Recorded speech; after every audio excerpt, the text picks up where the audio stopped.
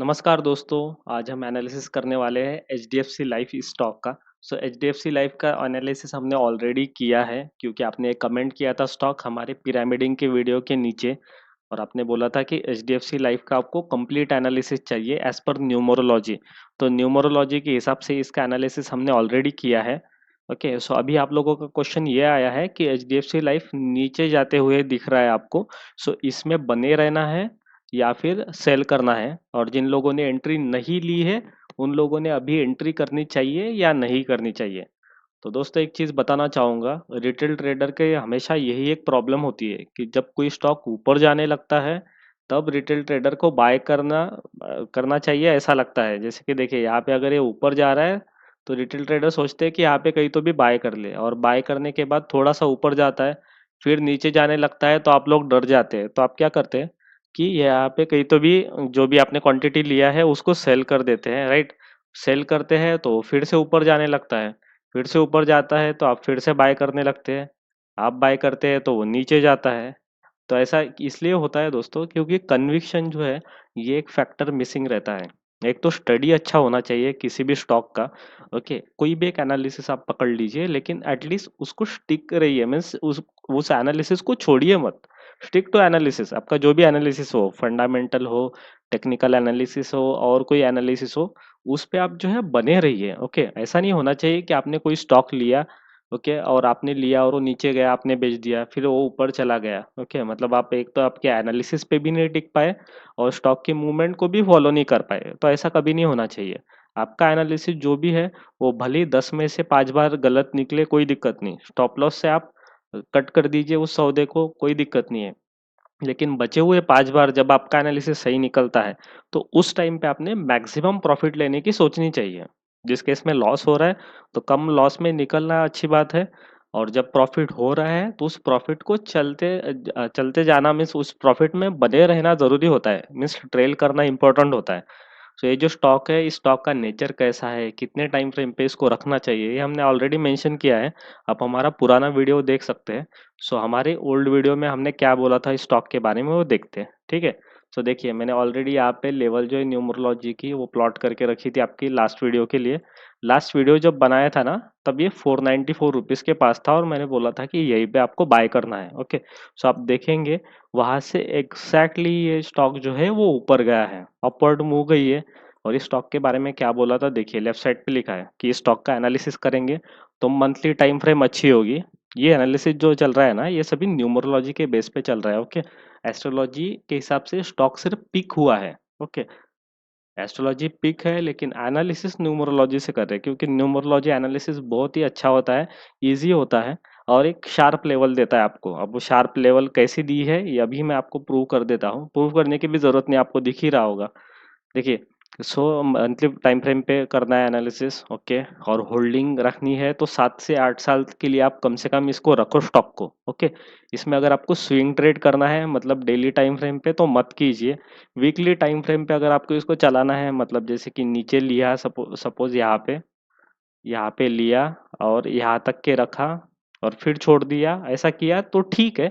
But recommended नहीं करेंगे हम ये, क्योंकि पकड़ना छोड़ना इतने बार स्टॉक तो ठीक नहीं है। ओके, एक बार पकड़ के इसको अगर आप बॉटम कैच कर लेते हो तो उसको छोड़ दीजिए। फिर कॉस्ट टू कॉस्ट लगा के आपने छोड़ दिया तो भी कोई दिक्कत नहीं।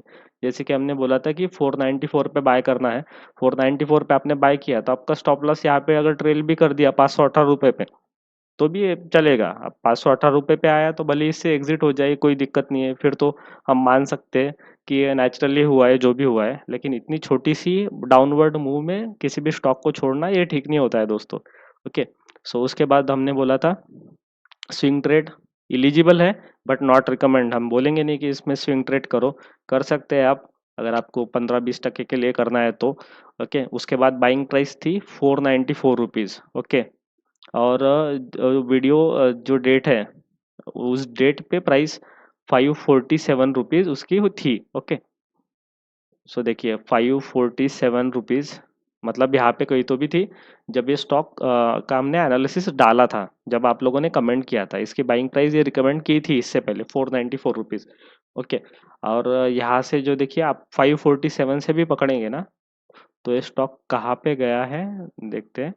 ये आज कम से कम जो है आपको 16-17% का तो भी रिटर्न दे रहा होगा। देखिए यहाँ पे लिख के आ रहा है 16% पकड़ लीजिए, 16% का तो भी आपको ये रिटर्न दिखा रहा होगा। ठीक है, तो चलिए अभी बात करते हैं उन लोगों की जिन्होंने स्टॉक लिया है सबसे पहले, उसके बाद बात करेंगे उन लोगों की जिन्होंने नहीं लिया है। ओके, अब जिन लोगों ने लिया है सबसे पहले तो आप ये डिसाइड कर ले कि आप हमारे हिसाब से स्टॉक को चलाएंगे या फिर जो है आपको शॉर्ट टर्म के लिए चलाना है। ओके, अगर हमारे हिसाब से चल रहे हैं तो डरने की कोई बात नहीं।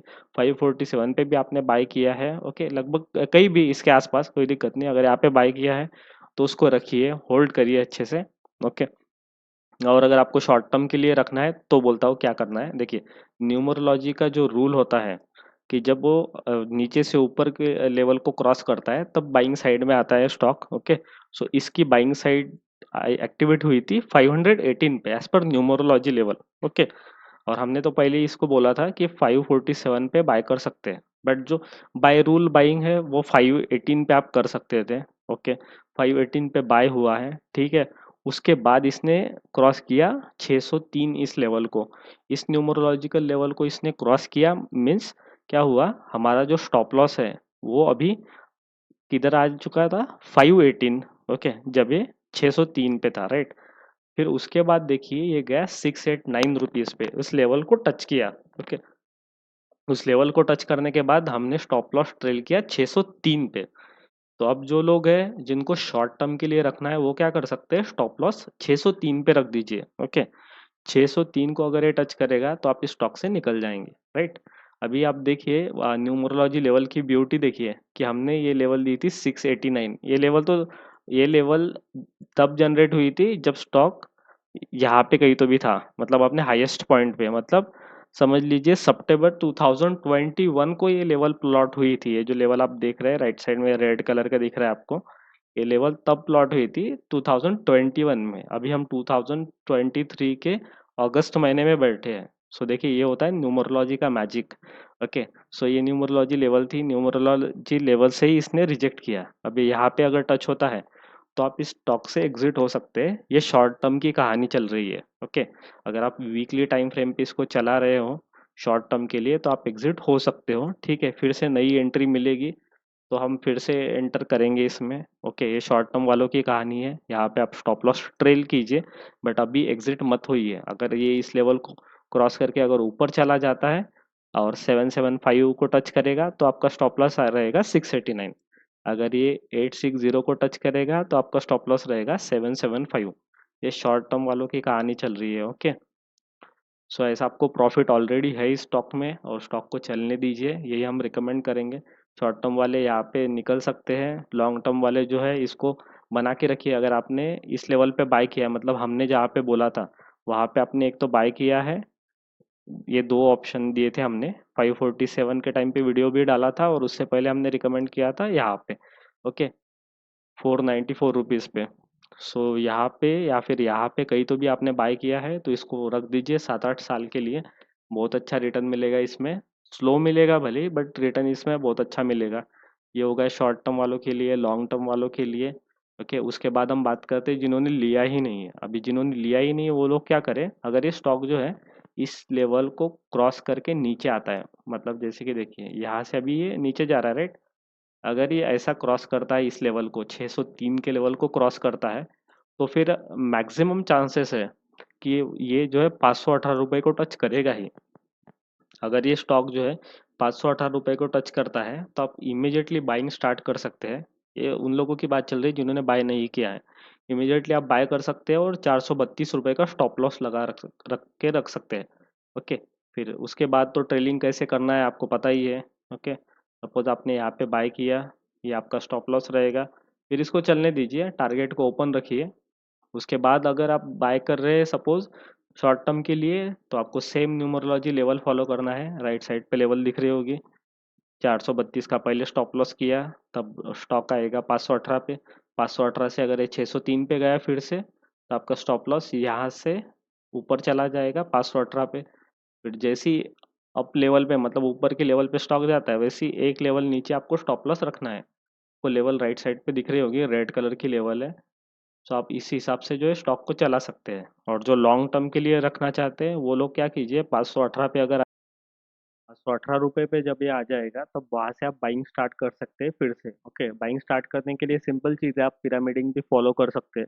मतलब ₹518 पे अगर ये आता है तब उस टाइम पे आप 60-70% क्वांटिटी ऐड कर दीजिए। ओके, मतलब जितना भी आपका बजट है इस स्टॉक के लिए, उस बजट का 60-70% अमाउंट जो है यहाँ पे डाल दीजिए। ओके, 518 पे। उसके बाद जैसे ऊपर ऊपर जाने लगेगा वैसे आप थोड़ा थोड़ा और अमाउंट ऐड कर सकते हैं as per this levels. Okay, और अगर सपोज ये 518 पे आने के बाद नीचे अगर जाता है 432 पे, तो भी आप थोड़ी थोड़ी क्वांटिटी ऐड कर सकते हैं। ये हो गया लॉन्ग टर्म के लिए व्यू। ओके, क्योंकि आपको पता है कि ये स्टॉक जो है लॉन्ग टर्म के लिए रखना है, इसीलिए जो है नीचे भी अगर आ रहा है स्टॉक तो भी हम ऐड करेंगे। ओके, सो आई होप आपको समझ में आ गया अभी कि क्या करना है।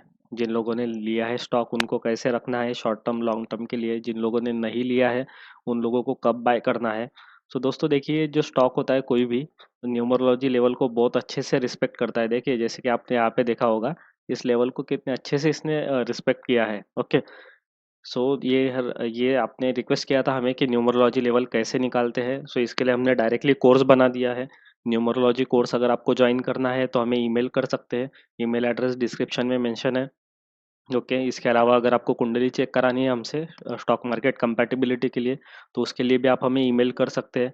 और अगर आपको एस्ट्रोलॉजी कोर्स ज्वाइन करना है तो आप क्या कीजिए, डिस्क्रिप्शन में और पिन कमेंट हमने किया है वहाँ पे लिंक है, उस लिंक से डायरेक्टली एस्ट्रोलॉजी कोर्स ज्वाइन हो सकते हैं।